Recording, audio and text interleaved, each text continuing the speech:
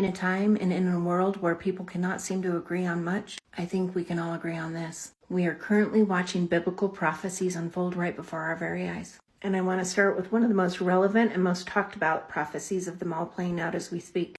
All right, let's see it. God bound the 4 fallen angels under the great Euphrates River. He bound them with chains and cast them down into a darkness that no man has ever seen and upon jagged rocks. So I have addressed these claims previously in my video number McClellan 1075. And as I point out there, this is not a story from any ancient text inside or outside the Bible. This is taking stories from different texts, combining them together, and then altering their details to make them sound like they're one story, and then also to make the details fit what this creator wants them to fit.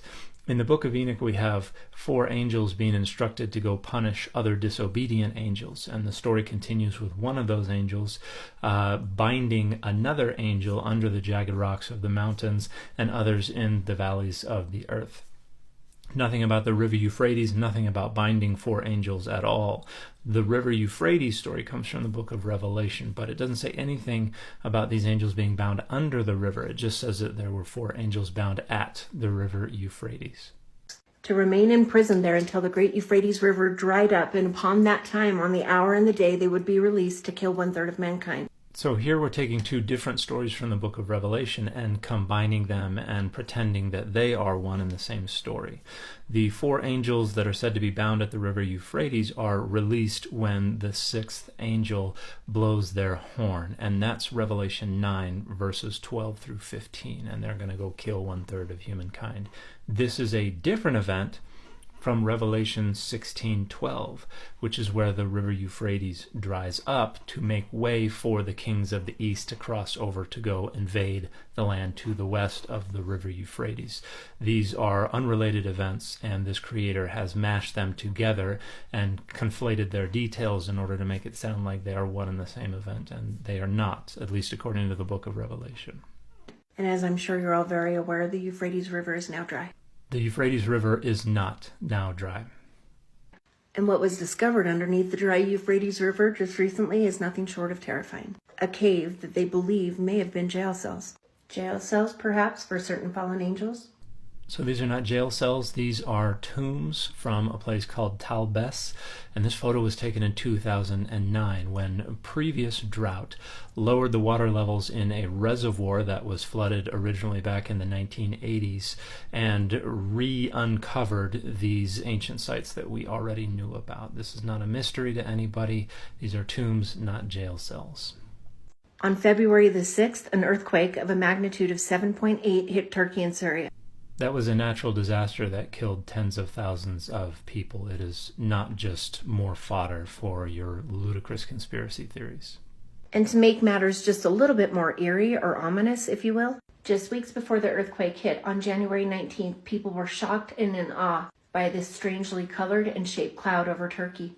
Notice the crows as well. We'll get to that in a minute. That's just a lenticular cloud, and that photo was taken during sunset. There's nothing at all unusual about that, and birds have been around for a long time.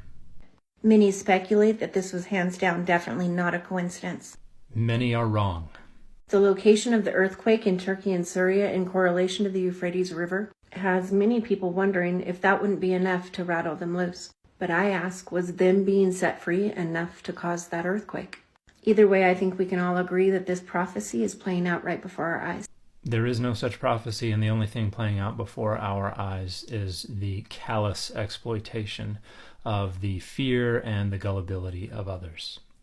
Let's move on to the very real and current threat of nuclear war. As tension continues to rise between China, Russia, and America, many now fear that the threat of an actual nuclear war is very real. Matthew 24, verse 6, and ye shall hear of wars and rumors of wars. Verse 7, for nation shall rise against nation, kingdom against kingdom, and there shall be famines and pestilence and earthquakes in diverse places. Verse 8, all these are the beginning of sorrows. So this passage has been raised for thousands of years because these things can be said about pretty much every generation that has lived since the end of the 1st century CE. Social media went insane yesterday after news of the Christ statue in Brazil being struck by lightning on its head. Now, if that picture isn't powerful, I don't know what is. Yes, I do. This one is. That statue has lightning rods on top of it, and it gets struck by lightning all the time. And in 2008, and then again in 2014, lightning strikes actually damaged the statue. There's nothing unusual about this. I'm sure you all remember the animals that were walking in circles for weeks on end, just months ago. Now people are sharing videos of swarms of thousands of crows. This is over Ukraine. And in America, animals always know when something is off. Enormous masses of birds have been flying around for thousands and thousands of years. There's nothing unusual about this. An asteroid entered into France and burned up over the English Channel last night.